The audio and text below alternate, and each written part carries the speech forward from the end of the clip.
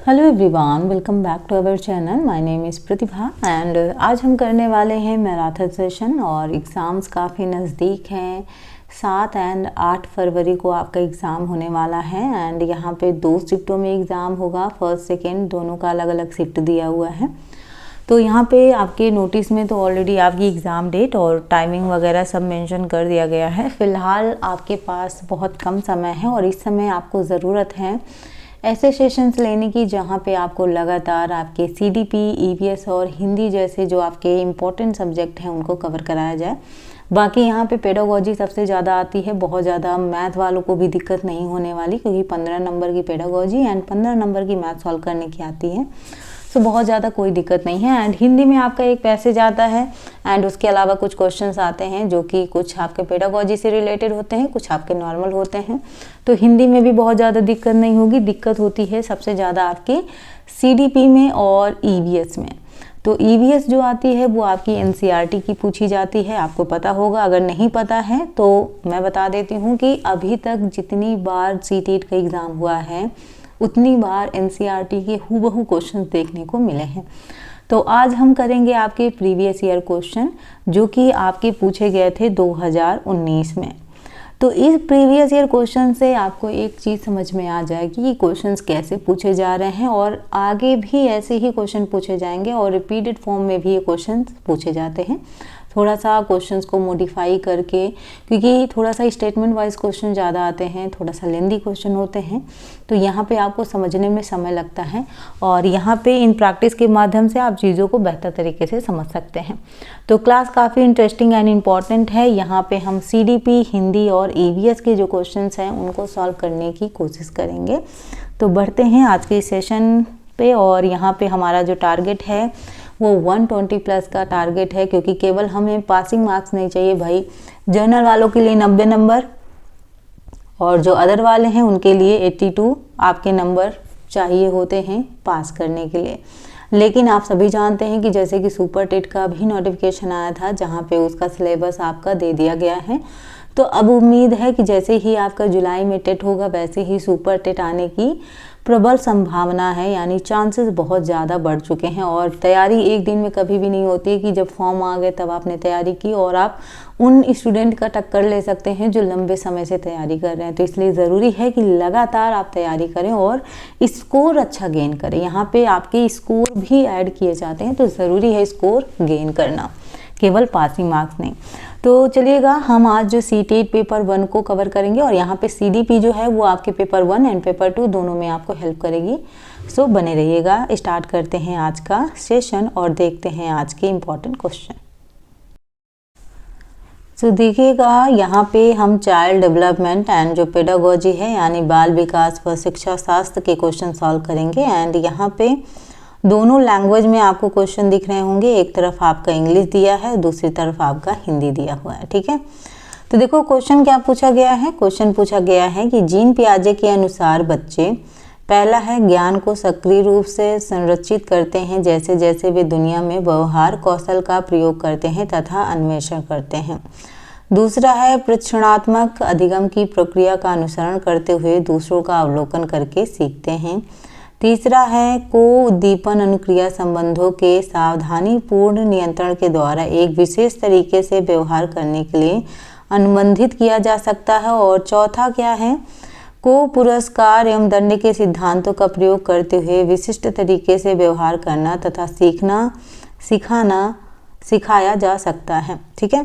तो यहाँ पे जो क्वेश्चन पूछा गया है अकॉर्डिंग टू जीन पियाजे का पूछा गया है और आपको बताना है इन चारों ऑप्शन में से करेक्ट आंसर क्या होगा। तो ये जुलाई 2019 का पेपर है जो कि आपसे पूछा गया है और इसमें पेपर 1 है। तो पेपर 1 एंड पेपर 2 दोनों होता है।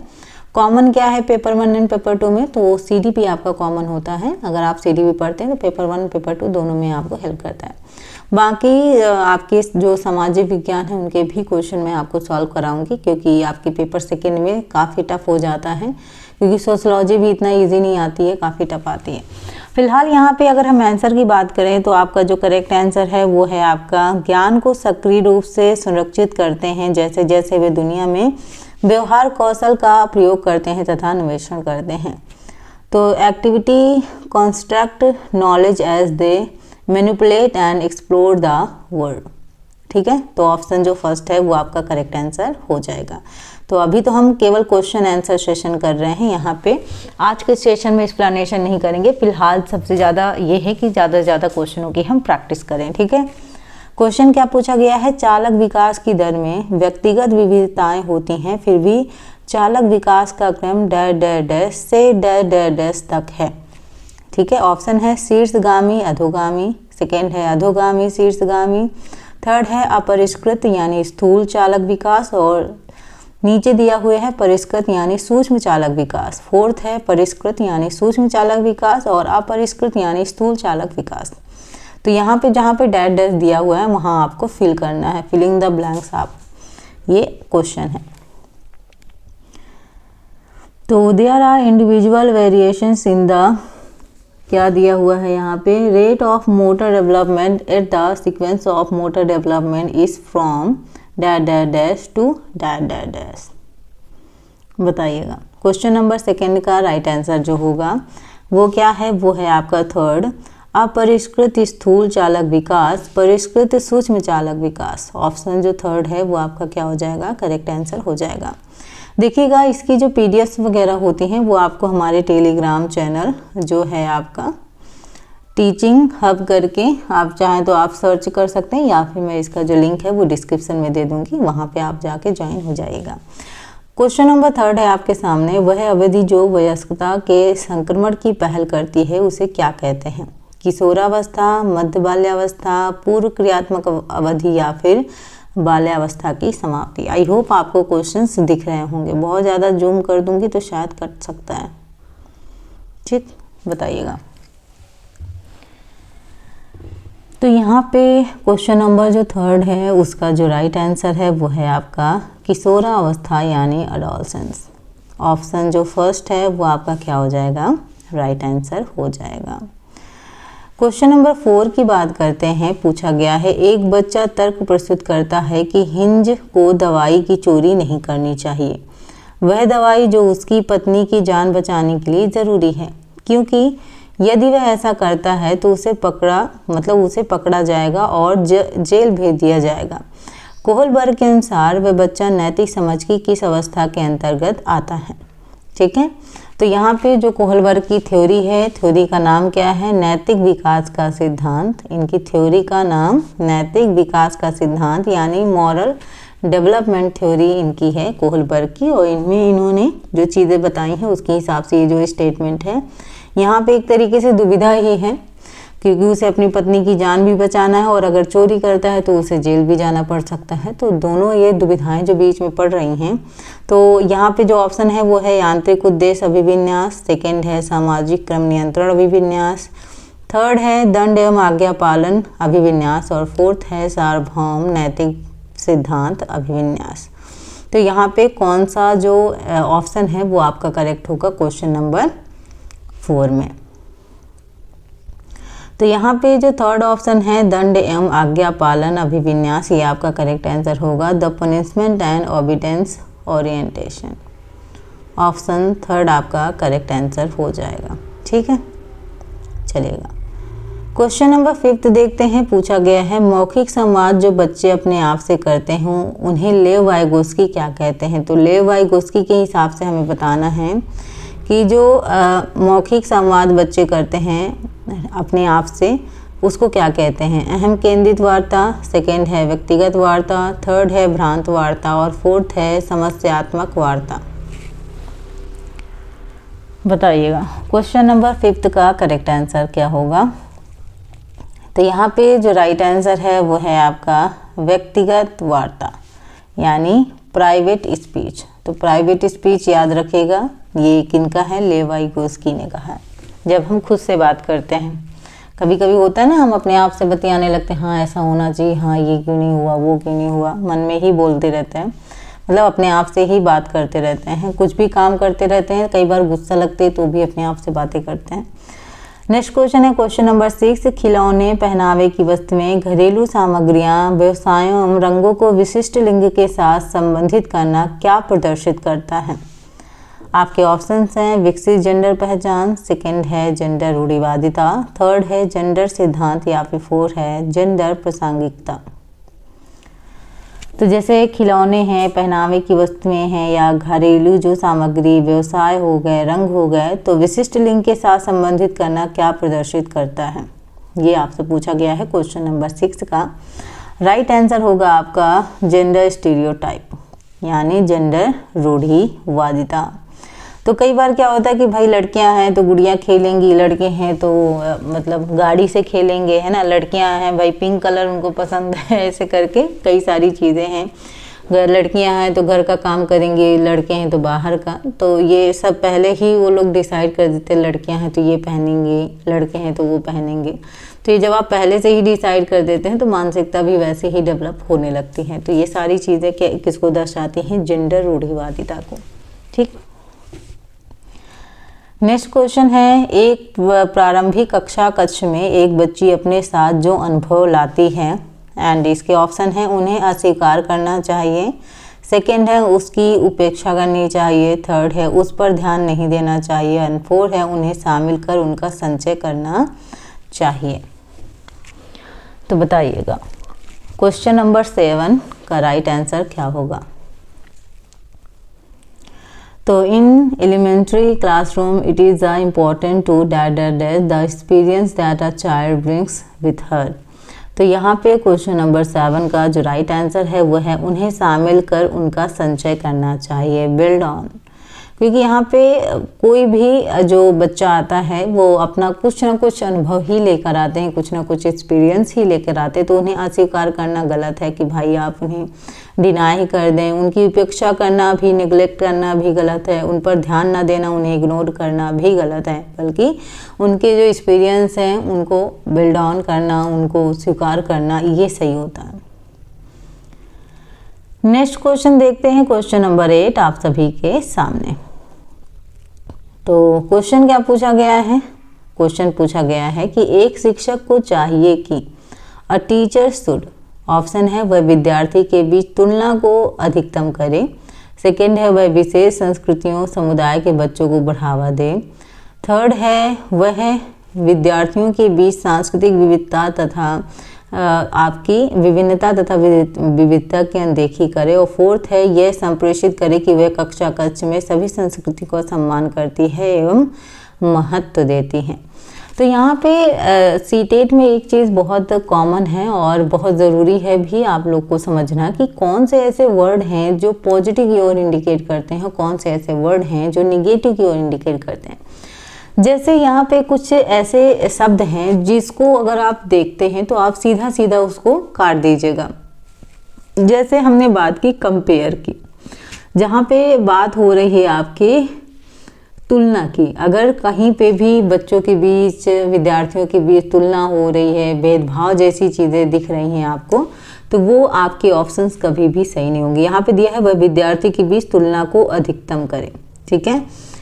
यहाँ पे दिया है वह विशेष संस्कृतियों समुदाय के बच्चों को बढ़ावा दे, मतलब यहाँ पे एक पर्सनल चीज़ें हो रही हैं कि भाई एक पर्टिकुलर जो आपकी संस्कृति है या जो भी कल्चर है उसको आप क्या कर रहे हैं, बढ़ावा दे रहे हैं। तो यहाँ पे आपका ये भी आपका आंसर गलत हो जाता है। थर्ड आपका जो बोला गया है कि वह विद्यार्थी के बीच सांस्कृतिक विभिन्नता तथा विविधता की अनदेखी करे, तो अनदेखी नहीं करना है बिल्कुल भी कि भाई आप उन चीज़ों को क्या कर रहे हैं, इग्नोर कर रहे हैं। तो इग्नोर नहीं करना है, बल्कि भाई सब में विविधता होती है, सब अलग अलग इंडिविजुअल डिफरेंसेस, अलग अलग कल्चर से आते हैं, तो उनका सम्मान करना चाहिए, ना कि उनको इग्नोर करना चाहिए, उनकी अनदेखी करना चाहिए।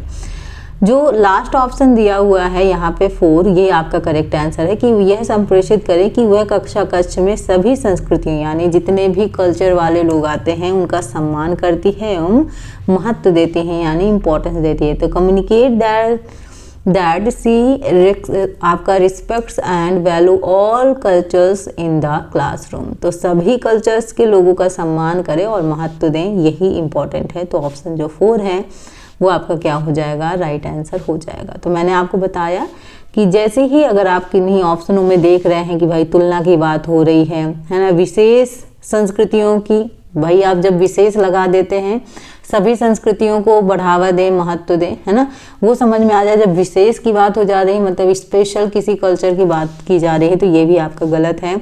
यहाँ पे अनदेखी की बात हो रही है कि विविधता और जो आपकी विभिन्नता है उनकी अनदेखी करें, तो अनदेखी बिल्कुल भी नहीं करना है, बल्कि सारी संस्कृतियों का सम्मान करना है, उन्हें इंपॉर्टेंस देनी है, महत्व देना है। तो आई होप आपको यहाँ से समझ में आ गया होगा कि जब हम क्वेश्चन सॉल्व करेंगे, चाहे जितना लेंदी क्वेश्चन आए, कुछ आपके वर्ड ऐसे होते हैं जो ऑलरेडी आपको देख के समझ में आ जाता है कि क्वेश्चन में जो ऑप्शंस हैं वो कौन से आपके सही होने चाहिए, किन्हें हमें गलत करना है। तो यहाँ पे जब आप एलिमिनेशन वाला जो मेथड यूज़ करते हैं, तो इस तरीके से आपके क्वेश्चंस मतलब राइट होने के चांसेस बढ़ जाते हैं, ठीक है, और आप जल्दी आंसर तक पहुँचते हैं। क्वेश्चन तो यहाँ पे क्वेश्चन है कि निम्नलिखित संरचनाओं में से शिक्षा का अधिकार अधिनियम 2009 किसकी वकालत करता है, यानी आरटी एक्ट आप 2009 की बात हो रही है। ऑप्शन है एकीकृत शिक्षा, बी है मतलब सेकेंड आपका समावेशी शिक्षा, थर्ड है पृथक्करण एंड फोर है मुख्यधारा शिक्षण।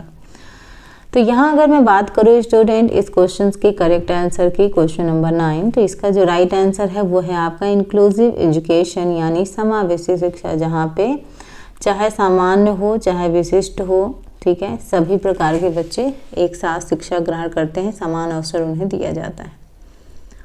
क्वेश्चन नंबर 10 है आपके सामने, डैश डैश डैश, यह विचारधारा है कि सभी बच्चों को एक नियमित विद्यालय व्यवस्था में समान शिक्षा प्राप्त करने का अधिकार हो, ठीक है। तो is the philosophy that all children have a right to get equal education in a regular school system.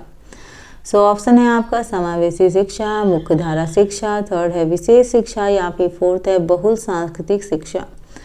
So question number 10 में अगर हम बात करें तो यहाँ पे इंक्लूसिव एजुकेशन की बात की जा रही है, जहाँ पे सभी बच्चों को नियमित विद्यालय व्यवस्था में समान शिक्षा प्राप्त करने का क्या है, अधिकार है, चाहे वो किसी भी विशिष्ट पृष्ठभूमि से आ रहे हों, किसी भी कल्चर से बिलोंग करते हों, सामान्य हो या फिर विशिष्ट हों, किसी भी तरीके से हों, उनको सभी को एक समान क्या करना है, शिक्षा का अधिकार मिलना चाहिए। नेक्स्ट क्वेश्चन की बात करते हैं, क्वेश्चन नंबर 11, थोड़ा छोटा करूंगी ताकि आपको दिखे। तो यहाँ क्वेश्चन पूछा गया है, निम्नलिखित में से कौन सा स्तंभ का के बच्चों को स्तंभ ख में उनकी प्राथमिक विशेषताओं के सही मिलान को प्रस्तुत करती है।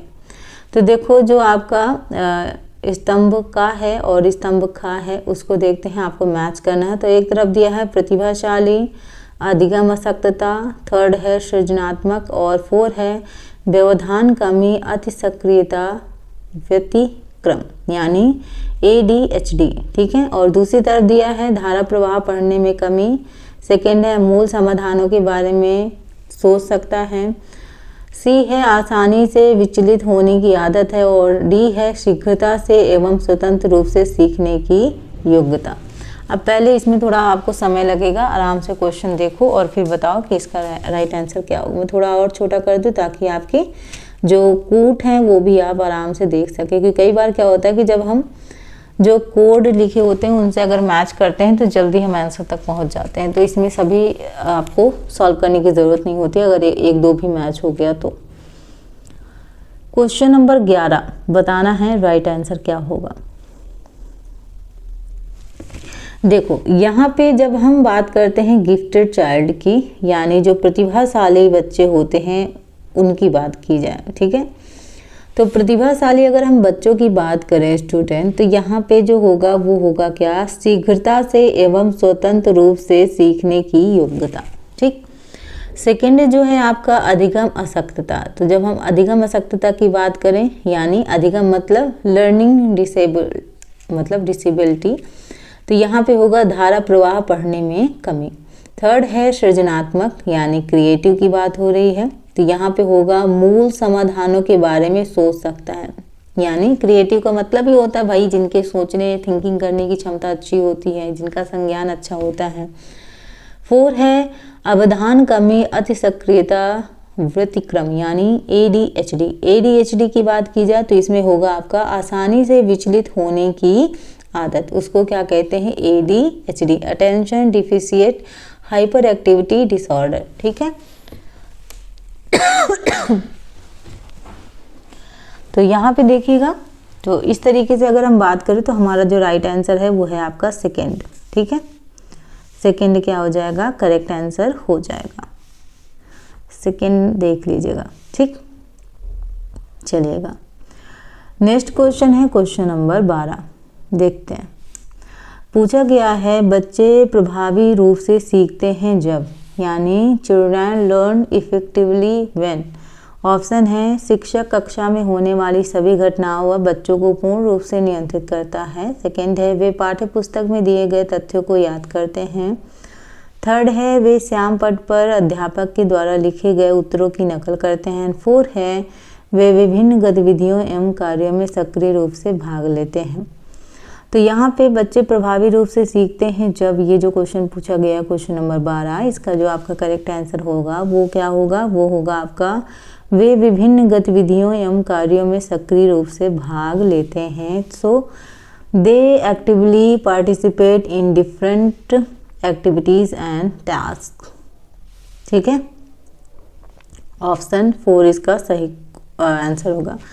यहाँ पे जो अदर ऑप्शन है कि शिक्षक कक्षा में होने वाली सभी घटनाओं व बच्चों को पूर्ण रूप से नियंत्रित करता है, या कोई यहाँ पे इसका कोई मतलब नहीं है। वे पाठ्य पुस्तक में दिए गए तत्वों को याद करते हैं, याद करने में कोई जोर नहीं है।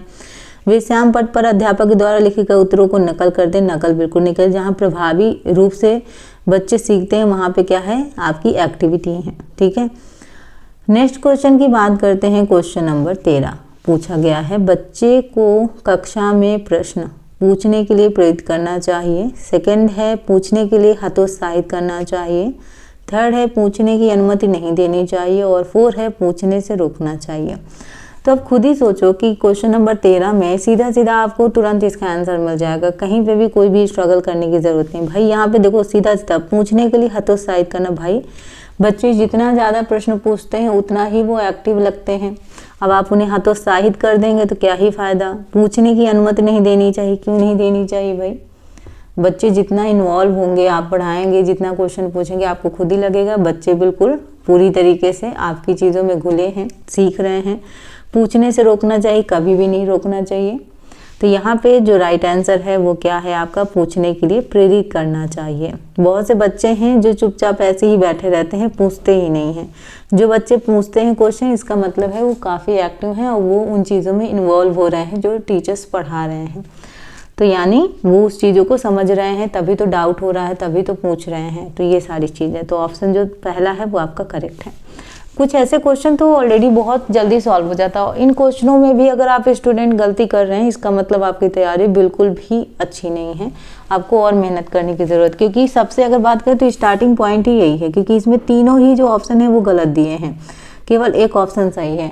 और सीटेट क्या करता है, आपको 2-3 ऑप्शन ऐसे लगेंगे जहाँ पे वो बिल्कुल सही सही लगेंगे, लेकिन उसमें से आपको बेस्ट चूज़ करना पड़ता है। तो वो थोड़ा सा क्रिटिकल हो जाता है आपके लिए समझना कि भाई इसमें राइट आंसर क्या होगा। और यहाँ तो आपके लिए बहुत ईजी था, है ना। जहाँ पे पॉजिटिव है, प्रेरित होने की बात हो रही है, नेचुरल सी बात है, इनकरेज करोगे आप उनको। क्वेश्चन नंबर 14 की बात करते हैं। पूछा गया है निम्नलिखित में से कौन सी एक मुख्य प्रक्रिया नहीं है जिसके द्वारा सार्थक अधिगम घटित होता है। ऑप्शन है आपका कंठस्थीकरण एवं स्मरण। सेकेंड है पुनरावृत्ति एवं अभ्यास। थर्ड है निर्देश एवं संचालन। एंड 4 है अन्वेषण एवं पारस्परिक क्रिया। तो बताइएगा, यहाँ पे जब ऐसे क्वेश्चन आए तो नहीं वाले जो क्वेश्चन है उनको थोड़ा सा गोला कर दो ताकि वो हाईलाइट होते रहे, क्योंकि ऐसे क्वेश्चन ज़्यादा गलत होते हैं। तो यहाँ पे अगर हम बात करें अपने राइट आंसर की, तो यहाँ पे देखो कंठस्थीकरण एवं स्मरण।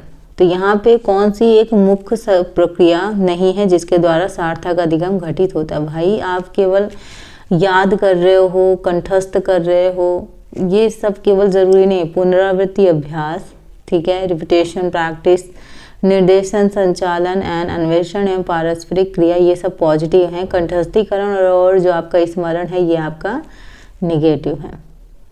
ठीक, क्वेश्चन नंबर 15 आप सभी के सामने देखिएगा। जब शिक्षक को विद्यार्थियों एवं उनकी योग्यताओं के बारे में सकारात्मक विश्वास होता है तब विद्यार्थी सीखने के लिए उत्सुक एवं प्रेरित रहते हैं। सेकंड है निश्चिंत हो जाते हैं तथा सीखने के लिए किसी भी तरह का प्रयास करना बंद कर देते हैं। 3rd है का उत्साह भंग हो जाता है तथा वे दबाव में आ जाते हैं। और 4 है किसी भी रूप में प्रभावित नहीं होते हैं। तो यहाँ पे देखो, अगर एक टीचर, एक शिक्षक क्या कर रहा है, पॉजिटिव बिलीव कर रहा है किसके प्रति, विद्यार्थियों के प्रति, कि भाई उनके बारे में, उनकी जो योग्यता है, उनकी जो एबिलिटी है, उनके बारे में सकारात्मक रूप से वो पॉजिटिव सोच रहा है, उनको ट्रस्ट है, बिलीव है। तो ये क्या होगा, जब अगर जैसे हम बच्चे हैं, ठीक है, और कोई टीचर हमारे ऊपर बिलीव कर रहा है कि नहीं बच्चा तुम कर सकते हो, तो आपके अंदर क्या आएगा, आप खुद सोचो। आपके अंदर एक उत्साह होगा कि यस, मेरे टीचर ने मुझ पर विश्वास किया है, अब तो मुझे पक्का ही करना है। तो वो क्या होगा, वो उत्सुक होंगे और प्रेरित होंगे कुछ और बेहतर करने का, है ना। तो ये आपका होगा ऑप्शन फर्स्ट, इसका करेक्ट आंसर होगा। बाकी के ऑप्शन आपके देखो खुद ही आपको पता चल रहे हैं।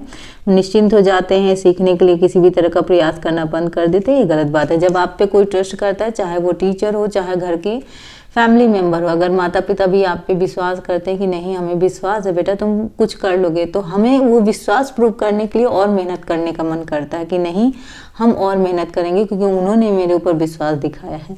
तो ये नहीं करेंगे कि भाई हम निश्चिंत हो जाएंगे कि अब हमें कुछ करना ही नहीं है। उत्साह भंग हो जाएगा, बिल्कुल नहीं। किसी भी रूप में प्रभावित नहीं होंगे, बिल्कुल प्रभावित होंगे। कोई हम पे ट्रस्ट करता है तो हमें अच्छा लगता है कि भाई हम पे कोई ट्रस्ट कर रहा है तो हमें और बेहतर करना है। तो ऑप्शन जो फर्स्ट है वो आपका करेक्ट आंसर है, ठीक। नेक्स्ट क्वेश्चन है, बच्चों की गलतियां डैश डैश डैश प्रदर्शित करती हैं कि बच्चे कितने लापरवाह हैं। सेकंड है, बार बार अभ्यास करने के लिए कहकर तुरंत सुधार देनी चाहिए। थर्ड है, अधिगम का एक भाग है तथा उनके विचारों में एक अंतर्दृष्टि देता है। और 4 है, शिक्षण अधिगम प्रक्रिया में महत्वहीन है। देखो, सीटेट ऐसा एग्ज़ाम है ना स्टूडेंट कि अगर हम यहाँ पे बात करें, अगर हम समझ के क्वेश्चन कर रहे हैं तो हम ये मान के चलें कि सीटेट में सीडीपी जैसे आपके क्वेश्चन पूछे जाते हैं, 30 में से 30 प्रश्न आप सही कर सकते हैं। यहाँ पे चांसेस ही नहीं है क्योंकि फैक्चुअल क्वेश्चंस आपके पूछे नहीं जाते, वो आपके टेट में पूछे जाते हैं। और इसी में गलती बच्चे क्या करते हैं, जब यूट्यूब में कई सारे आप वीडियोस देखिए तो उसमें आपके सीटेट में भी टेट जैसे क्वेश्चन सॉल्व करा रहे हैं, बच्चे वही क्वेश्चन सॉल्व करके चले जाते हैं। और जब सीटेट में पेपर देने को बैठते हैं तब उन्हें समझ में नहीं आता इन क्वेश्चनों को सॉल्व कैसे किया जाए। सीटेट में क्वेश्चन पूछे जाते हैं समझ बेस्ड पर, यानी आप समझ के आंसर दे सकते हैं। अगर आपने पहले भी टीचिंग की है, बच्चों को पढ़ाया है, तो आप ऑलरेडी अगर क्वेश्चन को ध्यान से समझेंगे तो सही आंसर तक आप आराम से पहुंच जाएंगे। बस हाँ, थोड़ा सा आपके लिए ज़रूरी है इसकी प्रैक्टिस करना। प्रैक्टिस तो ज़रूरी है, ऐसा नहीं है कि भाई फॉर्म फिल कर दिया और आप पेपर देंगे तो क्लियर ही हो जाएगा, प्रैक्टिस ज़रूरी है। तो यहाँ पे जो गलतियाँ हो रही हैं बच्चों से वो क्या प्रदर्शित करती हैं ये आपको बताना था। क्वेश्चन नंबर 16 का राइट आंसर होगा, अधिगम का एक भाग है तथा उनके विचारों में एक अंतर्दृष्टि देती है। तो ये पार्ट क्या है, वो लर्निंग का ही पार्ट है। बच्चे जब गलतियां करेंगे, गलती करके ही सीखेंगे, कोई बिना गलती करके नहीं सीख रहा है। तो प्रदर्शित करती कि बच्चे कितने लापरवाह हैं, बिल्कुल नहीं। बार बार अभ्यास करने के लिए कहकर तुरंत सुधार देनी चाहिए, ये भी सही नहीं। शिक्षण अधिगम प्रक्रिया में महत्वहीन है, ऐसा नहीं है। ये एक टीचिंग लर्निंग का ही एक प्रोसेस होता है, लर्निंग का ही एक पार्ट होता है। यहाँ पे बच्चा जब कोई भी हम कुछ भी करते हैं, चाहे हम पढ़ाई कर रहे हैं, चाहे खाना बना रहे हैं, चाहे हम कुछ भी नई एक्टिविटी सीख रहे हैं, कुछ ना कुछ हमसे स्टार्टिंग में गलती होती है, फिर हम उन गलतियों को देखते हैं, फिर उस पर सुधार करते हैं और धीरे धीरे हम उनमें अच्छे हो जाते हैं। तो ऐसा नहीं कि भाई गलती नहीं होगी, ये अधिगम का ही एक पार्ट है, ये आप याद रखेंगे बच्चों की गलतियाँ।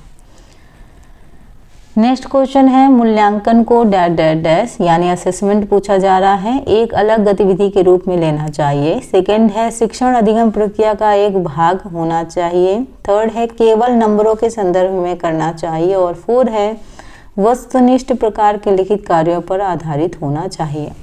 तो जैसे ये असेसमेंट वाला क्वेश्चन पूछा गया है, इसमें एक ऑप्शन ऐसा है जिसको आप तुरंत देखेंगे और कह देंगे मैडम ये आंसर तो नहीं, ये ऑप्शन तो बिल्कुल नहीं होगा। केवल नंबरों के संदर्भ में करना चाहिए, ये आपका ऑप्शन नहीं। मैंने कहा था जैसे ही आपके ओनली यानी आपके केवल, उसके साथ साथ सदैव, एकमात्र, ऐसे जो ऑप्शंस आपको मिलते हैं ना, ये जो ऑप्शन है ये आपके निगेटिव की ओर इंडिकेट करते हैं। मतलब अगर ऑप्शन के बीच में आपको ऐसे वर्ड दिख रहे हैं तो मतलब समझ लेना ये ऑप्शन सही नहीं है। ठीक है, तो यहाँ पे यह एक गतिविधि के रूप में लेना चाहिए। मूल्यांकन को बताइएगा, इसका राइट आंसर क्या होगा। शिक्षण अधिगम प्रक्रिया का एक भाग होना चाहिए। जो असेसमेंट है वो क्या है आपका, शिक्षण अधिगम प्रक्रिया का एक भाग होना चाहिए। तो यहाँ पे सेकेंड ऑप्शन सही है, should be a part of the teaching learning process. ठीक है, ये सही है। सो नेक्स्ट क्वेश्चन की ओर बढ़ते हैं। क्वेश्चन नंबर 18 पूछा गया है, संरचनात्मक दृष्टिकोण के अनुसार अधिगम डैश डैश डैश है। एक सक्रिय एवं सामाजिक प्रक्रिया, सेकेंड है एक निष्क्रिय एवं व्यक्तिपरक प्रक्रिया, थर्ड है जानकारी के अर्जन की प्रक्रिया एंड फोर है अनुभव के परिणाम के रूप में व्यवहार में एक परिवर्तन होने की प्रक्रिया। अब जैसे ऐसे क्वेश्चन है तो ऐसे क्वेश्चन में राइट आंसर ढूंढने में हो सकता है आपको दिक्कत हो, है ना, क्योंकि यहाँ पे निगेटिव थोड़ा सा कम है बट हैं।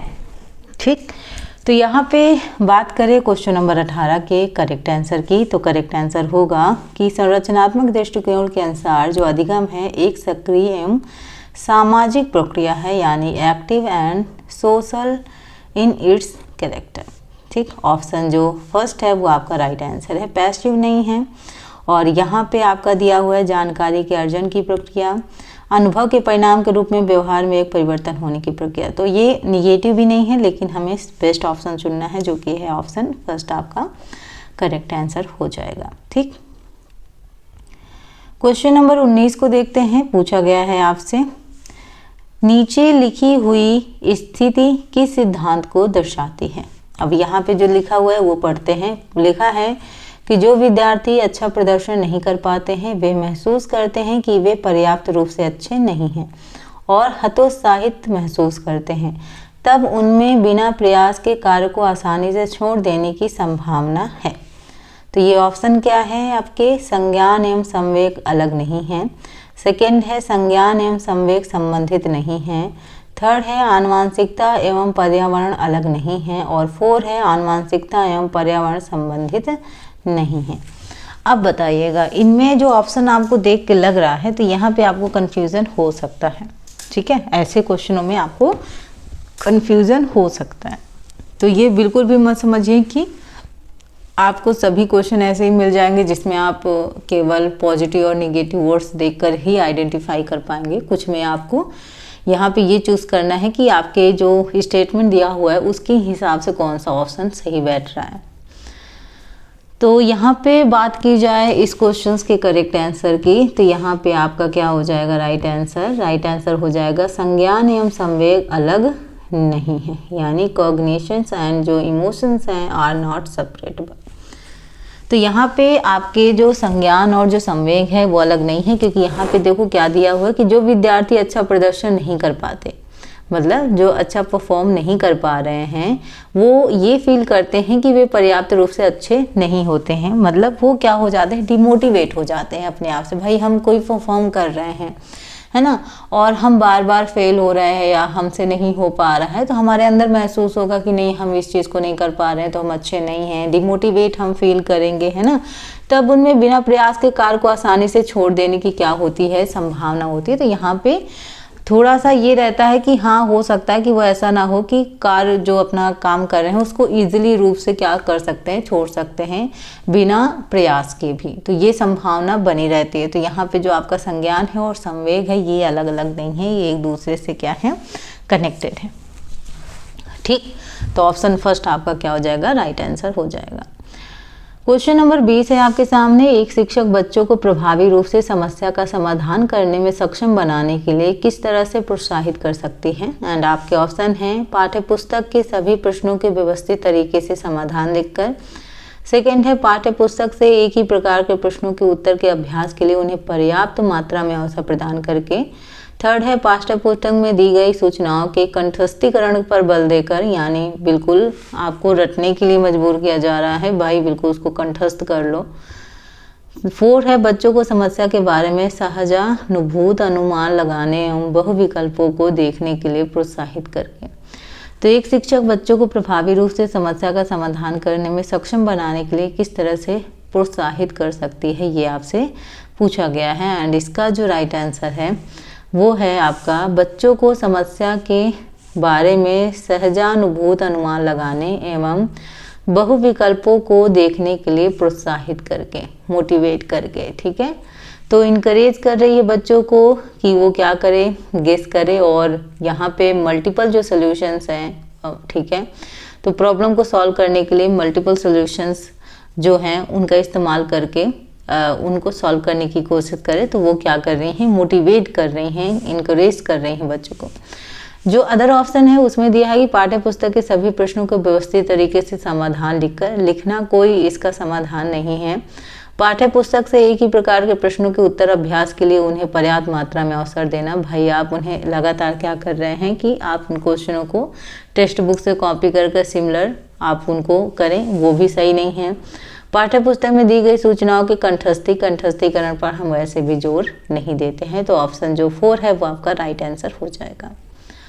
21 क्वेश्चन है कि वह विधियां जिनके प्रयोग में विद्यार्थियों की स्वपहल व प्रयास शामिल है निम्न में से किसका उदाहरण है। तो ऑप्शंस हैं आपके अंतवैयक्तिक बुद्धि, सेकेंड है निगमनात्मक विधि, थर्ड है अधिगमकर्ता केंद्रित विधि और 4 है परंपरागत विधि। तो वह विधियां जिनके प्रयोग में विद्यार्थियों की स्वपहल व प्रयास शामिल है निम्न में से किसका उदाहरण है। 21 क्वेश्चंस का राइट आंसर क्या होगा। सो यहाँ पे जो राइट आंसर है वो है आपका लर्नर सेंटर मेथड, यानी अधिगमकर्ता केंद्रित विधि। ठीक है, क्योंकि यहाँ पे स्व की बात हुई है ना, स्वयं की बात हुई है। ठीक है, सेल्फ की बात हुई है। जब आप सेल्फ की बात करते हैं, स्वयं की बात करते हैं, तो भाई ये लर्नर की बात हो रही है। तो इस वजह से यहाँ पे अधिगमकर्ता केंद्रित विधि हो जाएगी। ठीक है, इंटरपर्सनल दूसरों से रिलेटेड। ठीक, चलेगा। नेक्स्ट क्वेश्चन है 22, बुद्धि के बारे में निम्नलिखित कथनों में से कौन सा कथन सही है। बुद्धि के बारे में पूछा जा रहा है, इंटेलिजेंस के बारे में पूछा जा रहा है। करेक्ट ऑप्शंस क्या होंगे। बुद्धि अभिसारी रूप से सोचने की योग्यता है। सेकेंड है बुद्धि अनुभव के परिणाम के रूप में व्यवहार में एक अपेक्षाकृत स्थायी परिवर्तन है। थर्ड है बुद्धि एक आनुवांशिक विशेषक है जिसमें मानसिक गतिविधियां जैसे स्मरण एवं तर्क शामिल होते हैं। 4 है बुद्धि बहुआयामी है जिसमें बुद्धि परीक्षणों के द्वारा पूर्ण रूप से परिमेय न की जाने वाली कई योग्यताएं शामिल होती हैं या शामिल हैं। तो यहाँ पे जो इंटेलिजेंस के बारे में आपका स्टेटमेंट पूछा गया है उसमें से अगर हम बात करें तो देखो ऐसे स्टेटमेंट में आपको लग सकता है कि सभी ऑप्शन तो सही बता रहे हैं। अब बताइए राइट आंसर क्या हो सकता है, क्योंकि जितने भी ऑप्शन दिए हैं कोई भी निगेटिव की ओर कम ही इंडिकेट कर रहा है, तो पॉजिटिविटी की ओर है। बट हम इसमें से हमको बेस्ट चुनना है जो करेक्ट होगा। ठीक, तो यहाँ पे देखिएगा अगर हम बात करें इसके राइट आंसर के स्टूडेंट, तो यहाँ पे राइट आंसर होगा बुद्धि बहुआयामी है। ठीक है, यानी मल्टी डायमेंशनल। अब यहाँ पे अगर बहुआयामी लिखा है तो तुरंत आप इसको सही की ओर इंडिकेट करेंगे। ये भी आपके एक कीवर्ड ही हैं। ठीक है, तो ये इस तरीके के कीवर्ड्स मिल रहे हैं तो समझ जाइएगा कि ये आपका सही आंसर है। यहाँ पे दिया हुआ कि बुद्धि अभिसारी रूप से सोचने की योग्यता है, वो जानते हैं अभिसारी। ठीक है, अभिसारी मतलब मल्टीपल चीज़ों को सोच पा रहे हैं। बुद्धि अनुभव के परिणाम के रूप में व्यवहार में अपेक्षाकृत स्थायी परिवर्तन है, वो भी ठीक है। बुद्धि आनुवांशिक विशेषता की जिसमें मानसिक बेस्ट चुनना है, बेस्ट आपका होगा 4। ठीक है, यहाँ पे मल्टी डायमेंशनल दिया है यानी बहुआयामी, इनमें सारी चीज़ें आपकी इंक्लूड हो जाती हैं एक ही में, है ना। चलेगा। क्वेश्चन नंबर 23 है कि निम्नलिखित में से कौन प्राथमिक सामाजिकरण माध्यम है। तो परिवार है, विद्यालय है, सरकार है या फिर मीडिया है। तो प्राइमरी आपका सोशलाइजिंग की बात हो रही है एजेंसी की। प्राइमरी सेकेंडरी दो आपके पूछते हैं। तो यहाँ पे अगर हम प्राइमरी की बात करते हैं तो प्राइमरी में आपकी फैमिली आती है यानी आपका परिवार आता है। तो परिवार आपका क्या हो जाएगा, राइट आंसर हो जाएगा। विद्यालय है, पास पड़ोस है, ये सारी चीज़ें आपकी सेकेंडरी में आती हैं, द्वितीयक में आती हैं। ठीक है, तो अगर विद्यालय पास पड़ोस वगैरह आ रहा है तो समझ जाइएगा ये सेकेंडरी की बात हो रही है। तो कई बार आपका प्रथम पूछ लिया जाता है यानी प्राथमिक, और कई बार आपका द्वितीयक पूछ लिया जाता है यानी सेकेंडरी पूछ लिया जाता है। क्वेश्चन नंबर 24 है, जीन पियाजे के सिद्धांत का प्रमुख प्रस्ताव है कि बच्चों की सोच वयस्कों से भिन्न होती है। सेकंड है, बच्चों की सोच वयस्कों से बेहतर होती है। थर्ड है, बच्चों की सोच मात्रात्मक रूप में वयस्कों से भिन्न होती है। और फोर है, बच्चों की सोच गुणात्मक रूप में वयस्कों से भिन्न होती है। तो देखो, हमने जैसे आपके पहले भी सेशन में कहा है और बार बार ये चीज़ मैं रिपीट इसलिए करती हूँ क्योंकि मैं जानती हूँ कि यहाँ पे आपके क्वेश्चंस रिपीटेड फॉर्म में पूछे जा रहे हैं। जीन पियाजे की थ्योरी मैंने अगर बात किया जाए तो अब तक जितनी भी बार जीन पियाजे से रिलेटेड क्वेश्चंस पूछे गए हैं, मैंने एक ही वीडियो में सभी क्वेश्चंस कंबाइन कर दिए हैं। तो मतलब अब आपको कहीं ज़्यादा ढूंढने की ज़रूरत नहीं है। अगर आप जीन पियाजे की जितने क्वेश्चंस मैंने कराए हैं, मैं उसका लिंक डिस्क्रिप्शन में दे दूँगी, उसको ज़रूर देख लेना। मतलब एग्ज़ाम देने से पहले जीन पियाजे को देख लो। 5 से 6 क्वेश्चन भी जीन पियाजे के आ सकते हैं। आप ये मत सोचो कि 2-3 क्वेश्चन ही जीन पियाजे से पूछे जा सकते हैं। ज़्यादा से ज़्यादा जीन पियाजे से क्वेश्चंस और वाइगोस्की से क्वेश्चंस और आपके कोहलबर्ग, ये 3 जो मनोवैज्ञानिक हैं, ये तो मोस्ट इम्पॉर्टेंट है। इनसे क्वेश्चन हर बार पूछा जाता है। तो अगर आप चाहते हैं कि 15 नंबर हमारे इन्हीं में फिक्स हो जाएं, तो समझ लो कि इनको कर लो प्रैक्टिस। अगर इनको प्रैक्टिस कर लोगे तो ऑटोमेटिक आपका क्लियर हो जाएगा। तो यहाँ 24 क्वेश्चंस का करेक्ट आंसर क्या होगा? बच्चों की सोच गुणात्मक रूप में वयस्कों से क्या हो जाती है? भिन्न हो जाती है। ठीक है, क्वालिटेटिव एक तरीके से यहाँ पे डिफरेंट होती है अडल्ट से। ठीक है, जीन पियाजे के हिसाब से चलेगा। नेक्स्ट क्वेश्चन पूछा गया है जेंडर। ठीक है, एक जैविक निर्धारक है, सेकेंड है एक मनोवैज्ञानिक सत्ता है, थर्ड है एक सामाजिक संरचना है और फोर है एक आर्थिक अवधारणा है। तो जेंडर की बात हुई है। ठीक है, कई बार जेंडर और सेक्स में डिफरेंस नहीं समझ में आता है आप लोग को, तो ये थोड़ा सा ध्यान रखना। ये जो क्वेश्चन है 25 का करेक्ट आंसर होगा, यह एक सामाजिक संरचना है। ठीक है, ऑप्शन थर्ड। ठीक, चलिएगा 26 की बात करते हैं। निम्नलिखित में से कौन विकास के व्यापक आयामों की सही पहचान करता है? ऑप्शन है शारीरिक, संज्ञानात्मक, सामाजिक और संवेगात्मक। सेकंड है संवेगात्मक, बौद्धिक, आध्यात्मिक और एवं स्व। थर्ड है शारीरिक, व्यक्तित्व, आध्यात्मिक एवं संवेगात्मक। एंड फोर है सामाजिक, शारीरिक, व्यक्तिगत और स्व। स्व मतलब सेल्फ, स्वयं। तो यहाँ पे 26 का करेक्ट आंसर पूछा गया है। तो यहाँ पे जो राइट आंसर होगा स्टूडेंट, वो आपका क्या होगा? 26 का राइट आंसर होगा आपका शारीरिक, संज्ञानात्मक, सामाजिक और संवेगात्मक, यानी physical, cognitive, social and emotional.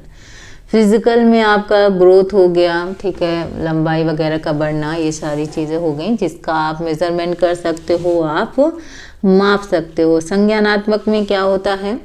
संज्ञानात्मक यानी कॉग्निटिव जो होता है, यानी जो आपके संज्ञान से संबंधित होता है, यानी बुद्धि से रिलेटेड, सोचने समझना, थिंकिंग करना, ये सारी चीज़ें आपका कॉग्निटिव में आता है। सोशल की बात करें, सामाजिक की बात करें तो एक दूसरे से संबंध बनाना, यानी एक तरीके से सामाजिक सामंजस्य बैठाना, और ये सारी चीज़ें आपका समाज से रिलेटेड होता है। ठीक है, और संवेगात्मक है मतलब इमोशंस, जो आपकी भावनाएं, जो फीलिंग्स हैं, ये सारी चीज़ें आपकी इमोशंस होती हैं, संवेगात्मक होता है। ठीक है, तो ऑप्शन फर्स्ट आपका करेक्ट आंसर हो जाएगा। 27 क्वेश्चन है, बच्चों और उनके अधिगम के संदर्भ में निम्नलिखित कथनों में से कौन सा सही है? ऑप्शन है आपके सभी बच्चे सीखने के लिए स्वाभाविक रूप से प्रेरित होते हैं तथा सीखने में सक्षम हैं। सेकेंड है बच्चों को सीखने के लिए अभिप्रेरणा तथा सीखने के लिए उनकी सक्षमता केवल आनुवंशिकता के द्वारा पूर्व निर्धारित है। थर्ड है बच्चों की सामाजिक आर्थिक पृष्ठभूमि उनकी प्रेरणा एवं अधिगम सक्षमता को निर्धारित व सीमित करती है। एंड फोर है बच्चों को अधिगम हेतु प्रेरित करने के लिए उन्हें पुरस्कृत एवं दंडित करना होता है। तो बच्चों उनके अधिगम के संदर्भ में जो स्टेटमेंट दिया हुआ है उसमें आपको बताना है सही स्टेटमेंट आपका कौन सा है। देखो, दो ऐसे ऑप्शन हैं जिसको आप तुरंत एलिमिनेट कर सकते हो। अब ढूंढो उसमें से कौन सा है। पहली बात तो जहाँ पे ओनली दिया हुआ है, ओनली कहाँ दिया है? यहाँ दिया हुआ है, यानी ऑप्शन जो आपका सेकंड है, ठीक है, आई थिंक यही दिया, हाँ यहाँ पे ये आपका ऑलरेडी आपका गलत हो गया, ओनली से हमने पकड़ लिया। दूसरी चीज़ यहाँ पे पुरस्कृत एवं दंडित करना चाहिए, यहाँ पे पनिशमेंट की बात हो रही है, रिवॉर्ड्स की बात हो रही है, तो ये भी आपका क्या हो जाएगा, गलत हो जाएगा। अब 2 ऑप्शन आपके पास बचे, फर्स्ट एंड थर्ड। अब फर्स्ट एंड थर्ड में आपका क्या करेक्ट आंसर होगा, तो यहाँ पे जो फर्स्ट ऑप्शन है वो क्या है, सभी बच्चे सीखने के लिए स्वाभाविक रूप से प्रेरित होते हैं तथा सीखने में सक्षम भी हैं। सही बात है भाई, वो नेचुरली मोटिवेट होते हैं, ठीक है, और कैपेबल भी होते हैं लर्निंग करने के लिए।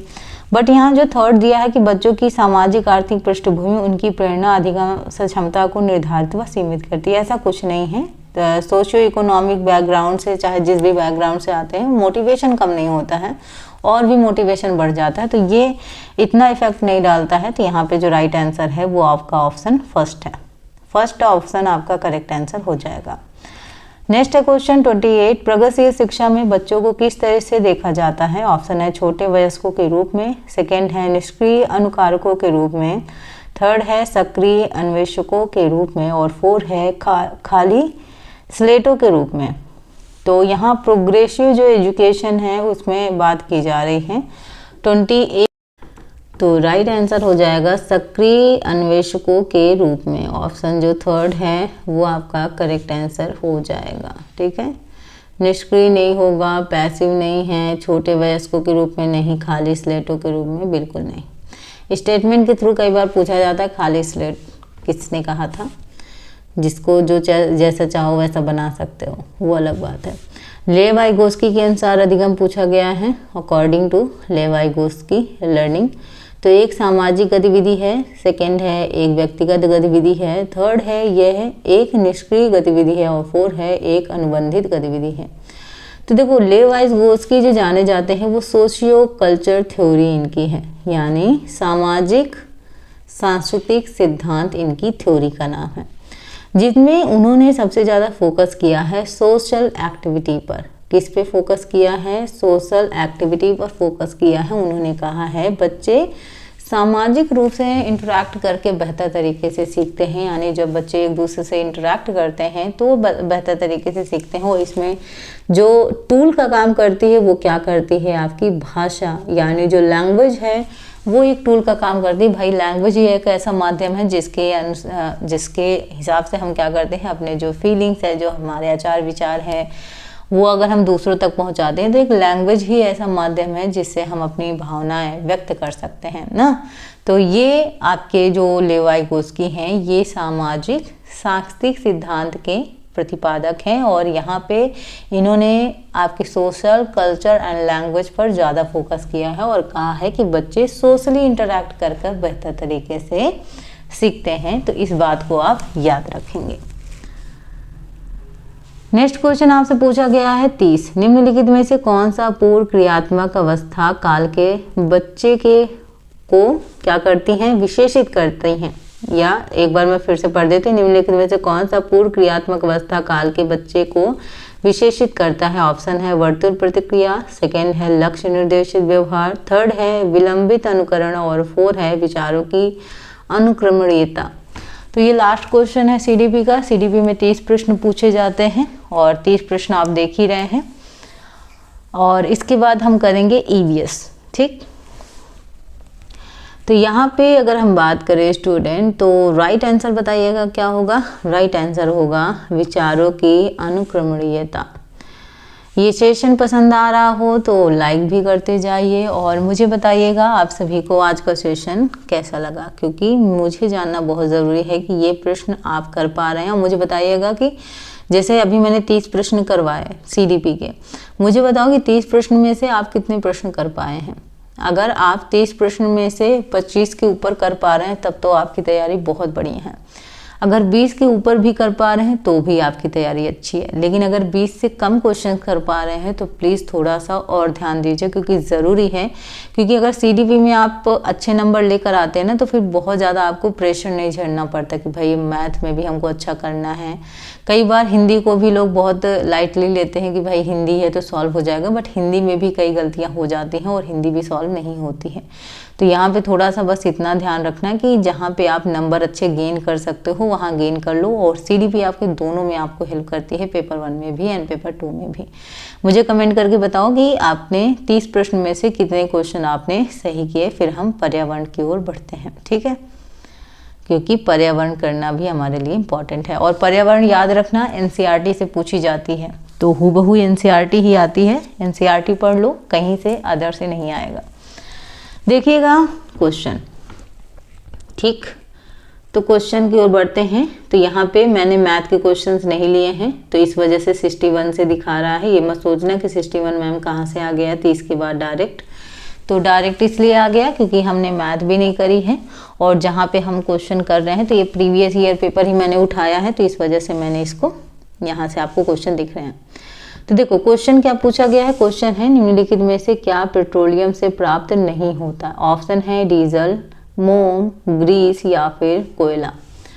तो पेट्रोलियम से प्राप्त नहीं होता है, ये आपको बताना है। 61 आंसर।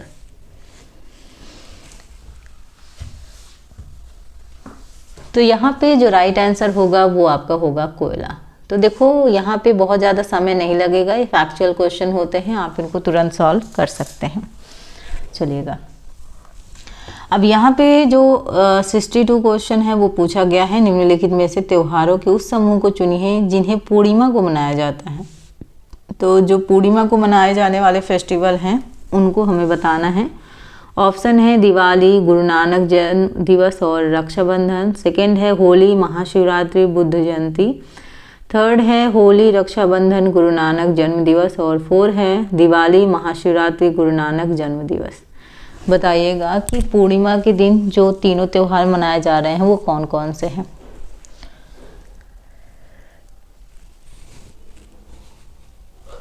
बताइएगा।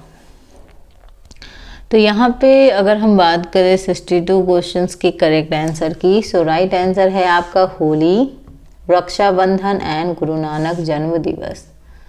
तो होली आ ही रही है और रक्षाबंधन हो गया और आपका गुरु नानक जन्म दिवस हो गया। ऑप्शन 3 आपका करेक्ट आंसर हो जाएगा। नेक्स्ट क्वेश्चन है निम्नलिखित राज्यों के समूह में से किस एक समूह के समुद्र तट अरब सागर पर है। तो अरब सागर आपको बताना है कर्नाटक, केरल, गुजरात, आंध्र प्रदेश, तेलंगाना, उड़ीसा। थर्ड है केरल, कर्नाटक, पश्चिम बंगाल एंड 4 है तमिलनाडु, आंध्र प्रदेश, कर्नाटक। तो देखो यहाँ पे आपके डायरेक्शन से रिलेटेड क्वेश्चंस पूछे जाते हैं। आपको अगर मैप वगैरह में पता है कि कौन सी चीज़ें कहाँ पे हैं, समुद्र के किनारे कौन कौन सी जगह पड़ती हैं, कौन कौन से स्टेट हैं, तो आप आराम से क्वेश्चन सॉल्व कर सकते हैं। तो यहाँ पे थोड़ा सा मैप को माइंड पे लाइए और बताइएगा कि राज्यों के समूह में से किस एक समुद्र के मतलब समुद्र के समुद्र तट अरब सागर पर है, ये आपको बताना है। तो यहाँ पे देखो कर्नाटक, केरल और आपका गुजरात। तो देखो अगर हम मैप बनाएं यहाँ पे थोड़ा सा, तो देखो मेरा तो इतना अच्छा नहीं बन रहा है। तो देखो इधर है वेस्ट ऑफ बंगाल, बंगाल की खाड़ी, इधर आप जानते हैं, और यहाँ है आपका अरब सागर। तो अरब सागर के किनारे यहाँ से आपका गुजरात स्टार्ट हो जाता है, गुजरात है, केरल है, कर्नाटक है, तो ये आपके इसी पार्ट में पड़ते हैं, तो इसलिए आपका अरब सागर। ठीक, तो इस तरीके से आप कर सकते हैं।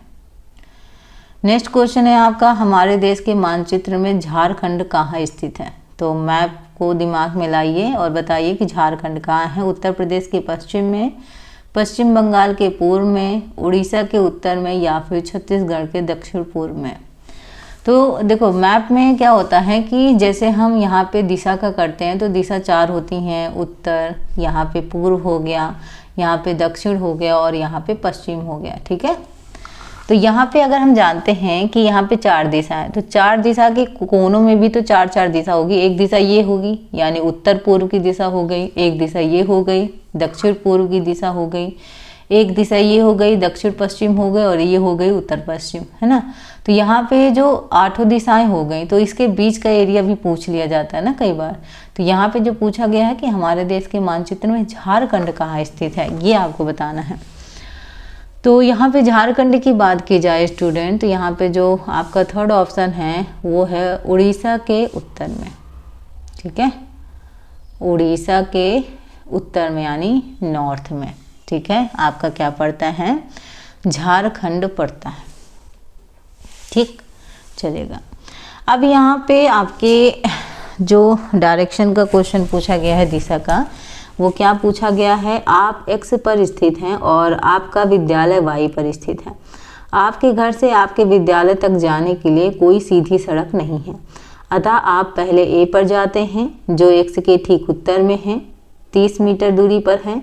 फिर आप B पर जाते हैं जो A के ठीक पश्चिम में 40 मीटर दूरी पर है। फिर आप C पर जाते हैं जो B के ठीक उत्तर में 30 मीटर की दूरी पर है और अंत में आप Y पर अपने विद्यालय पहुंचते हैं। तो C के ठीक पश्चिम में 40 मीटर दूरी पर है विद्यालय के सापेक्ष आपके घर की सही दिशा क्या होती है। तो डायरेक्शन पूछा जा रहा है। तो डायरेक्शन में भाई अगर उत्तर की ओर जा रहे हैं तो ऐसे निशान लगा लगा के फिर लेफ्ट राइट जो भी मुड़ रहे हैं आप बना सकते हैं। अब इसका आंसर आपको मुझे कमेंट बॉक्स में देना है। इसका स्क्रीनशॉट निकाल लो, इसका स्क्रीनशॉट निकाल लो, चाहो तो लिख लो। ठीक है, मैं थोड़ा सा रुक जाती हूँ और लिख लो, और इसका जो आंसर है मुझे कमेंट बॉक्स में दो। इसका आंसर मैं नहीं दूंगी क्योंकि डायरेक्शंस के क्वेश्चंस आपके पूछे जाते हैं और आपको आना चाहिए। इजी है, अभी आपको लग रहा होगा कि बड़ा है, लेकिन जब आप सॉल्व करेंगे, रीजनिंग सॉल्व करने में अच्छा बहुत लगता है। तो इसको सॉल्व करके मुझे आंसर कमेंट बॉक्स में बताओ। ठीक, बढ़ते हैं अपने नेक्स्ट क्वेश्चंस की ओर। नेक्स्ट क्वेश्चन पूछा गया है यहाँ पे कि कोई लड़का मड़गांव से 30 जून 2019 को किसी रेलगाड़ी में सवार हुआ। यह रेलगाड़ी जो आपकी रेलगाड़ी है ये 9:45 बजे मतलब 9:45 में गुड़गांव से चली तथा अगले दिन 7:15 में आपकी नागरकोइल पहुंची। ठीक, यदि इस समय अंतराल में रेलगाड़ी द्वारा तय की गई दूरी 1140 किलोमीटर है तो रेलगाड़ी की औसत चाल क्या थी। सॉल्व करिए, बताइए इसका आंसर क्या होगा। मैं आपको डायरेक्ट इसका आंसर बता देती हूँ। ठीक है, थोड़ा सा पॉज करके आप सॉल्व भी कर सकते हैं। एंड यहाँ पे जो इसका आपका राइट आंसर होगा वो क्या होगा, 53 किलोमीटर पर आवर। ऑप्शन जो सेकेंड है वो आपका राइट आंसर हो जाएगा 53। ठीक है, 53। ठीक हो गया, आपने सॉल्व कर लिया, चलेगा। नेक्स्ट क्वेश्चन देखिएगा, यहाँ पे पूछा गया है हमारे देश के एक जंगल में उस जंगल के लोगों यानी आदिवासी को खेती के लिए जमीन ग्राम सभा यानी पंचायत द्वारा एक विशेष मात्रक यूनिट अथवा इकाई में जिसे टिन कहते हैं आवंटित की जाती है। तो टिन क्या है। ऑप्शन है आपका वह भूमि जिसकी विमाएं 100 मीटर इंटू 100 मीटर है। थर्ड है वह भूमि जिस पर कोई किसान 1 टिन बीज बोता है। थर्ड है वह भूमि जिससे कोई किसान 1 टिन बीज उत्पन्न करता है। फोर है यह भूमि का मात्रक है जिसकी अभिकल्पना विशेष रूप से जंगलों के किसानों के लिए की गई है। तो क्वेश्चन 67 का करेक्ट आंसर क्या हो जाएगा। तो इसका जो राइट आंसर है वो है आपका वह भूमि जिस पर कोई किसान 1 टिन बीज बोता है। ऑप्शन जो आपका सेकेंड है वो आपका क्या हो जाएगा, राइट आंसर हो जाएगा। ठीक है, 67 का correct answer second. Next question है 68। नीचे दिए गए शहरों में से किस एक में रेत के पहाड़ जिन्हें रेत के टीले कहा जाता है पाए जाते हैं। काबुल, आबू धाबी, बर्लिन और 4 है थिप्पो। तो ईवीएस ऐसा नहीं है बिना पढ़े आप कर पाए, लेकिन सीडीपी ऐसी है कि जो बिना पढ़े भी आप कर सकते हैं समझ के। अब इसमें समझना क्या है, इसमें तो आपको आना ही चाहिए राइट आंसर, तभी आप आंसर दे सकते हैं। तो इसलिए ईवीएस में आपको एनसीईआरटी पढ़ना ही पड़ेगा, याद करना पड़ेगा। ठीक, तो 68 का जो करेक्ट आंसर होगा स्टूडेंट वो आपका होगा आबू धाबी। ऑप्शन जो सेकंड है आपका करेक्ट आंसर हो जाएगा। ठीक, 69 की बात करते हैं क्वेश्चन की। थोड़ा सा मैं छोटा कर देती हूँ ताकि सभी ऑप्शंस दिखाई दें। देखो अब यहाँ पे क्वेश्चन पूछा गया है आपके कुओं के बारे में, देखते हैं। क्वेश्चन है कि हम सभी पुराने कुओं को देखते हैं तो अब सूख गए हैं। हमारे बड़े ये कहते हैं कि अब से लगभग 25 से 30 साल पहले इन कुओं में काफ़ी पानी था, परंतु अब ये पूरी तरह सूख गए हैं। तो निम्नलिखित में से कुओं के सूखने की संभावित सही कारणों को चुनिए। तो भाई पहले कुओं में पानी था, अब क्या है, अब कुएं सूख गए हैं। अब कुएं सूखने का रीज़न क्या है भाई, कारण आपसे पूछा जा रहा है। ऑप्शन है जिन झीलों यानी तालाबों में वर्षा का पानी इकट्ठा होता था अब वहाँ नहीं है। सेकंड है पेड़ों, कुओं और आसपास के क्षेत्रों की ज़मीन अब कोल तार यानी सीमेंट से क्या कर दी गई है, ढक गई है। थर्ड है कुओं का कोई उपयोग नहीं करता क्योंकि घर में टोटियां लगी हैं। एंड डी है भूमिगत पानी को खींचने के लिए कई विद्युत मोटर चालित पंप लग गए हैं। और यहाँ पे आपके कोड भी दिए हुए हैं। तो पहले तो क्वेश्चन को आराम से समझो। और ये आपको भी पता है पहले कुओं का इस्तेमाल ज़्यादा होता था, अब हैंड पंप, अब तो ये तो डायरेक्ट वाले बिजली की सहायता से चलने वाली टोटी वगैरह भी लग गई हैं, जिसमें अब बहुत ज़्यादा लोगों को मेहनत नहीं करनी पड़ती और आराम से आपको पानी भी मिल जाता है। लेकिन यहाँ पे अब क्या है, जो कुएं हैं वो सूखते जा रहे हैं। पुराने लोगों ने कहा भाई इसका जो रीज़न है वो क्या है, ये आपसे पूछा जा रहा है, बताइएगा। तो यहाँ पे रीज़न जो है वो आपका क्या है, वो आपका ऑप्शन जो 4 है वो आपका करेक्ट आंसर, यानी ए बी डी। देखते हैं ए में क्या है। ए में है आपका जिन झीलों में वर्षा का पानी इकट्ठा होता था अब वहाँ नहीं है। दूसरा है पेड़ों, कुओं और आसपास के क्षेत्रों की ज़मीन अब सीमेंट से ढक गई है। एंड डी है भूमिगत पानी को खींचने के लिए कई विद्युत मोटर चालित पंप लग गए हैं। तो ऑप्शन आपका क्या है, ए बी एंड डी आपका करेक्ट आंसर है। ये ऑप्शन सही नहीं है कि कुओं का कोई उपयोग नहीं करता क्योंकि हर घर में क्या है, टोटियां लगी हैं, ये गलत है। बाकी ए बी और डी आपके ऑप्शन करेक्ट हो जाएंगे। ठीक, ऑप्शन 4 आपका क्या हो जाएगा, राइट आंसर हो जाएगा। चलेगा, क्वेश्चन 70 है पर्यावरण अध्ययन में संकल्पनाओं और मुद्दों को विज्ञान और सामाजिक विज्ञान विषय के रूप में नहीं रखा गया है क्योंकि, क्यों, वाई का जवाब मांग रहे हैं और वाई का जवाब देते हैं हम लोग। सीबीएसई के द्वारा पर्यावरण अध्ययन के पाठ्यक्रम का इसी प्रकार से निर्धारित किया है। सेकंड है यह आयु वर्ग के बच्चे अपने परिवेश को समग्र रूप में देखते हैं। थर्ड है यह शिक्षण अधिगम की एक अच्छी युक्ति है। और 4 है यह पाठ्यक्रम के भार को कम करने के लिए है। तो यहाँ पे जो क्वेश्चन 70 पूछा गया है, अगर हम इसके राइट आंसर की बात करें तो इसका जो राइट आंसर होगा वो होगा इस आयु वर्ग के बच्चे अपने परिवेश को समग्र रूप से क्या करते हैं, देखते हैं। तो सेकेंड आंसर आपका राइट आंसर हो जाएगा। ठीक, बढ़ते हैं 71 क्वेश्चन। निम्नलिखित में से कक्षा फर्स्ट एंड सेकेंड के लिए पर्यावरण अध्ययन विषय के संदर्भ में सच है। क्या सच है भाई? पर्यावरण अध्ययन से संबंधित मुद्दों और संबंधों का संपादन भाषा के द्वारा होता है। सेकेंड है पर्यावरण अध्ययन से संबंधित मुद्दों और संबंधों का संपादन भाषा और गणित के माध्यम से होता है। थर्ड है कक्षा फर्स्ट सेकेंड में पर्यावरण अध्ययन को एक नए विषय के रूप में प्रस्तुत किया गया है। एंड 4 है कक्षा फर्स्ट एंड सेकेंड में एक विषय के रूप में पर्यावरण अध्ययन समझने के लिए आसान नहीं है। तो 71 क्वेश्चंस के करेक्ट आंसर की बात करेंगे। So right answer is option second, पर्यावरण अध्ययन से संबंधित मुद्दों और संबंधों का संपादन भाषा और गणित के माध्यम से होता है। तो ऑप्शन सेकेंड इसका राइट आंसर हो जाएगा। ठीक, चलेगा, नेक्स्ट क्वेश्चन की बात करते हैं। और नेक्स्ट क्वेश्चन है आपका पर्यावरण अध्ययन के पाठ्यक्रम में उप विषयों के स्थान पर थीम को प्रस्तावित किया गया है, क्यों? वाई?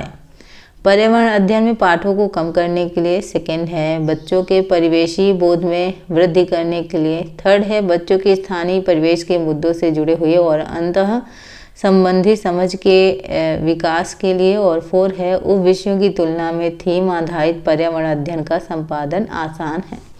तो देखो, मैंने आपसे कहा कि जहां हम नंबर गेन कर सकते हैं, स्कोर गेन कर सकते हैं, वो सबसे बेस्ट पॉइंट आपका सीडीपी है, उसके साथ बाद आपका हिंदी है या आप इंग्लिश अगर आप चूज़ करते हैं। ठीक है, संस्कृत और इंग्लिश में से आपको चूज़ करना पड़ता है। और यहाँ पे बात करें तो हिंदी तो कंपलसरी होती है और यहाँ पे थोड़ा सा ये रहता है कि भाई आप हिंदी फर्स्ट कर रहे हैं तो आपको संस्कृत सेकंड करना पड़ेगा, है ना। संस्कृत सेकंड फर्स्ट कर रहे हैं तो हिंदी सेकंड करना पड़ेगा। ये थोड़ा सा आपको वहीं पे आपके एडमिट कार्ड पे ही दिया होता है। तो यहाँ पे देखो ईवीएस में कई सारे कॉम्प्लिकेशंस हो सकते हैं, आपको समझने में दिक्कत हो। तो यहाँ पे ईवीएस में बहुत ज़्यादा स्टूडेंट मार्क्स नहीं गेन कर पाते हैं जिन्होंने एनसीईआरटी नहीं पढ़ी है। तो ज़्यादा से ज़्यादा क्या होता है कि उस जगह वो नंबर गेन करने की कोशिश करते हैं जहाँ उनका स्ट्रांग है। जैसे बहुत लोग की मैथ स्ट्रांग है, लेकिन मैथ बस स्ट्रांग होने से कुछ नहीं होगा, यहाँ पे थोड़ा सा मैथ के बारे में एक्स्ट्रा नॉलेज भी होनी चाहिए, क्योंकि पेडागॉजी भी आती है। तो इस वजह से कहते हैं कि CDP पे थोड़ा सा ज़्यादा फोकस करो, ताकि 30 में से 30 नंबर आ जाएँ, तो इधर अगर हल्का हो जाएगा। तो 72 का जो राइट आंसर है स्टूडेंट, वो आपका क्या होगा, वो आपका होगा बच्चों के स्थानीय परिवेश के मुद्दों से जुड़े हुए और अंतः संबंधित समझ के विकास के लिए। तो ऑप्शन जो थर्ड है वो आपका क्या हो जाएगा, राइट आंसर हो जाएगा। ठीक। 73 क्वेश्चन है, निम्नलिखित में से कौन सा वर्तमान पर्यावरण अध्ययन पाठ्यक्रम के 6 मुख्य थीमों में से एक नहीं है। तो अब एक नहीं है जानने के लिए आपको पता होना चाहिए कि भाई 6 थीमें कौन कौन सी हैं, है ना। अगर आपको 6 थीमों के बारे में पता है तब तो आप आराम से बता लोगे कि इनमें से कौन सा ऑप्शन ऐसा है जो इसमें इंक्लूड नहीं होता है। तो भोजन है, आवास है, हम चीज़ें कैसे बनाते हैं, और 4 है काम और खेल। तो यहाँ पे ये याद रखना कि 6 मुख्य थीमों की बात हो रही है, ठीक है। EVS की जो प्रेजेंट सिलेबस है उसकी बात हो रही है, उस पर कौन सा इंक्लूड नहीं है इसमें। 73 क्वेश्चंस का जो राइट आंसर है वर्क एंड प्ले, काम और खेल, ठीक है। बाकी फूड है, शेल्टर है, आवास है, और हम चीज़ें कैसे बनाते हैं, things we make and do, ये सारी चीज़ें हैं। 4 ऑप्शन आपका करेक्ट नहीं है। 74 क्वेश्चन की बात करें, निम्नलिखित में से कौन सा एक पर्यावरण अध्ययन के संबंध में सच नहीं है, ठीक है, सच नहीं है। पर्यावरण अध्ययन की प्रकृति एकीकृत है। सेकेंड है पर्यावरण अध्ययन बाल केंद्रित अध्ययन है। थर्ड है पर्यावरण अध्ययन बच्चों को अपने परिवेश को खोजने का अवसर देता है। एंड 4 है पर्यावरण अध्ययन वर्णों और परिभाषाओं पर बल देता है।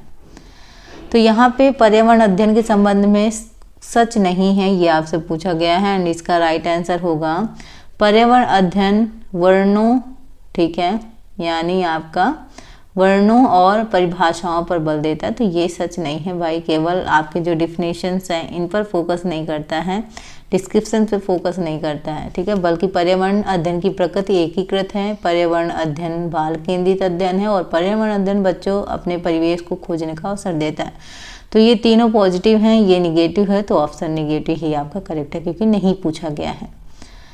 75 क्वेश्चंस को देखते हैं। पूछा गया है निम्नलिखित में से क्या एक पर्यावरण अध्ययन में ज्ञान को रचने में बहुत ही महत्वपूर्ण है।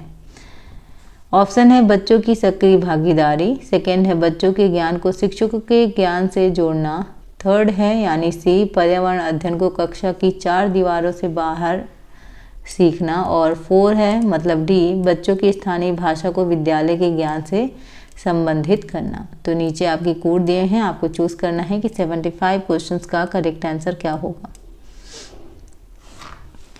तो यहाँ पे जो राइट आंसर है वो है बच्चों की सक्रिय भागीदारी, पर्यावरण अध्ययन को कक्षा की 4 दीवारों से बाहर सिखाना, और डी है बच्चों की स्थानीय ज्ञान को विद्यालय के ज्ञान से संबंधित करना, ठीक है। तो option A, C and D आपका करेक्ट आंसर हो जाएगा। तो ऑप्शन ए आपका राइट आंसर है, चलेगा। 76 की बात करें तो पर्यावरण अध्ययन में बच्चों को जोड़ने की सबसे प्रभावशाली युक्ति डैश है। किस्से कहानियाँ, पाठ्य पुस्तक का गठन, शिक्षकों द्वारा व्याख्याएं, या फिर कक्षा निदर्शन डेमोन्स्ट्रेशन। तो 76 है, इसका जो राइट आंसर होगा वो होगा आपका किस्से कहानियाँ, ठीक है। किस्से कहानी से बच्चे ज़्यादा इन्वॉल्व होते हैं सीखने के लिए। तो ऑप्शन जो फर्स्ट है वो आपका करेक्ट आंसर हो जाएगा। 77 क्वेश्चन है पर्यावरण अध्ययन में बच्चों को पाठ्य पुस्तकों और शिक्षकों के अलावा अन्य स्रोतों को मदद लेने के लिए प्रोत्साहित करना चाहिए, क्यों, वाई। पर्यावरण अध्ययन सीखने के लिए पाठ्य पुस्तक और शिक्षक की स्रोत नहीं है। सेकेंड है यह पर्यावरण अध्ययन सीखने के लिए समुदायों और माता पिताओं की उपस्थिति का विकास करेगा। थर्ड है यानी सी, यह शिक्षकों को बच्चों की पृष्ठभूमि को जानने का अवसर देगा। एंड डी है ये बच्चों के सौंदर्यगत और मनोक्रियात्मक कौशल का विकास करेगा। तो 77 क्वेश्चंस का अगर हम करेक्ट आंसर की बात करें तो इसका जो राइट आंसर होगा स्टूडेंट बताइएगा। इसका राइट आंसर है आपका पर्यावरण अध्ययन सीखने के लिए पाठ्य पुस्तक और शिक्षक ही स्रोत नहीं है, ठीक है। और यहाँ पे यह पर्यावरण अध्ययन सीखने के लिए समुदाय और माता पिताओं की उपस्थिति का विकास करेगा एंड यह शिक्षकों को बच्चों की पृष्ठभूमि को जानने का अवसर देगा, ठीक है। तो A, B and C, A, B and जो सी है आपका करेक्ट आंसर है ऑप्शन बी। ऑप्शन बी इसका क्या हो जाएगा, राइट आंसर हो जाएगा, ठीक है। अब यहाँ पे 78 क्वेश्चन है, और भी क्वेश्चन है, इसको अब हम नेक्स्ट डे करेंगे, ठीक है। हम काफ़ी बड़ी क्लास हो गई है एंड मैराथन सेशन था, तो हमने आपके जो सीडीपी के क्वेश्चंस हैं वो भी कंप्लीट किए और पर्यावरण के भी अभी कुछ क्वेश्चंस बाकी हैं, उसको हम नेक्स्ट सेशन में करेंगे, ठीक है। और ऐसे ही अपनी तैयारी करते रहिएगा, जितना आप प्रैक्टिस करेंगे उतना ही एग्ज़ाम में आपको मदद मिलेगी। और इस बार तो संख्या काफ़ी ज़्यादा है एंड कंपटीशन भी ज़्यादा है, क्योंकि इस बार भी अभी आगे जो टेट का एग्ज़ाम होने वाला है उसमें भी आपके जो टीचर्स हैं वो भी इंक्लूड हो रहे हैं। तो जो न्यू लर्नर हैं, जो ओल्ड लर्नर हैं, या उसके साथ साथ जो टीचर्स हैं जो अपॉइंटेड है ऑलरेडी अपने क्या कहते हैं टीचिंग लाइन में, वो लोग भी इस बार एग्ज़ाम देंगे, तो कंपटीशन काफ़ी हाई रहेगा। इसमें कोशिश करो कि इसमें अच्छे नंबर लेकर आओ और स्कोर अच्छा गेन करो, ताकि आपके पास एक सेफ स्कोर रहे। हालांकि अदर एग्ज़ामों में केवल पासिंग ही मांगते हैं कि सीटेट क्लियर है या नहीं है, बट आगे का कुछ नहीं पता है, आगे कुछ भी रूल्स चेंज कर दिए जाएँ तो क्या फ़ायदा। इससे अच्छा है स्कोर अच्छा लेके आओ, ताकि आपको भी थोड़ा रिलीफ मिले, है ना। तो स्टूडेंट मिलते हैं अपने नेक्स्ट सेशन में। आई होप आज का सेशन आपको पसंद आया होगा, और जो मैंने क्वेश्चन आपको कहा कमेंट बॉक्स में उसका आंसर ज़रूर करना, वो डायरेक्शन वाला जो क्वेश्चन मैंने आपसे पूछा था, क्योंकि इसी से पता चलेगा कि आप एक्टिव रूप से पार्टिसिपेट कर रहे हैं क्लास में या नहीं, या फिर केवल आप सुनते ही जा रहे हैं, क्योंकि सॉल्व करना भी ज़रूरी है। एंड मैं वहाँ आपको बता दूंगी कि आपने जो आंसर दिया है वो करेक्ट है या नहीं। मिलते हैं अपने नेक्स्ट सेशन में, अपना ध्यान रखिएगा, अपने माता पिता का। Thank you for watching, thank you so much, bye bye.